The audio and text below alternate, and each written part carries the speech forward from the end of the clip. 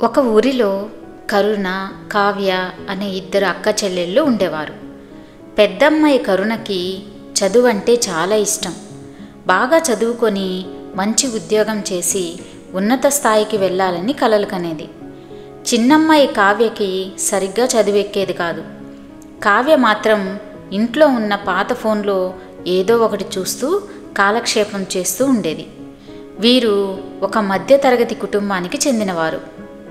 వీరి నాన్న శ్రీనివాస్ ఒక ఫ్యాక్టరీలో వర్కర్గా పనిచేసేవాడు. అమ్మ భారతి ఇరుగు పొరుగు వారి బట్టలు కుట్టి వచ్చిన డబ్బుతో ఇంటికి సహాయంగా ఉండేది.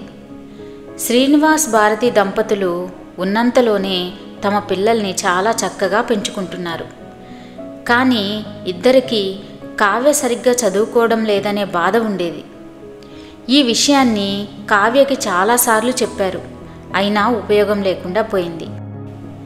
కరుణ ఎగ్జామ్స్ బాగా రాసి కాలేజీ స్కాలర్షిప్ కూడా తెచ్చుకుంది. కావ్య పరీక్షలలో ఫెయిల్ అయింది. శ్రీనివాస్ అక్క చూడు, పరీక్ష పాస్ అయ్యి స్కాలర్షిప్ కూడా తెచ్చుకుంది, ఇప్పుడు నువ్వేం చేస్తావు అని కావ్య మీద కోప్పడ్డాడు. కావ్య చదువు మానేసి బ్యాంకులో లోన్ తీసుకొని ఆన్లైన్ బిజినెస్ మొదలుపెట్టింది. కరుణ మాత్రం కాలేజీకి వెళ్ళి కష్టపడి చదువుకుంటుంది. కావ్య బిజినెస్లో కొన్ని వస్తువులు బాగాలేదని ఆర్డర్ క్యాన్సిల్ అవుతున్నాయి. ఇద్దరు అక్కా చెల్లెళ్ళు ఎంతో కష్టపడుతున్నారు. ఇటు కరుణ బాగా చదివి డాక్టర్ అయింది. కావ్య బిజినెస్ కూడా చాలా బాగా రాణించి ఒక కంపెనీని స్థాపించుకుంది. ఇలా అక్కా చెల్లెళ్ళిద్దరూ ఎంతో బాగా స్థిరపడ్డారు.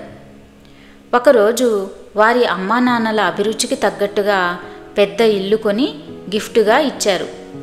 ఆ ఇంటిని చూసిన శ్రీనివాస్ భారతి ఎంతో సంతోషపడి వారి పిల్లలు ఇంత మంచి స్థాయికి చేరుకున్నందుకు ఎంతో సంబరపడ్డారు.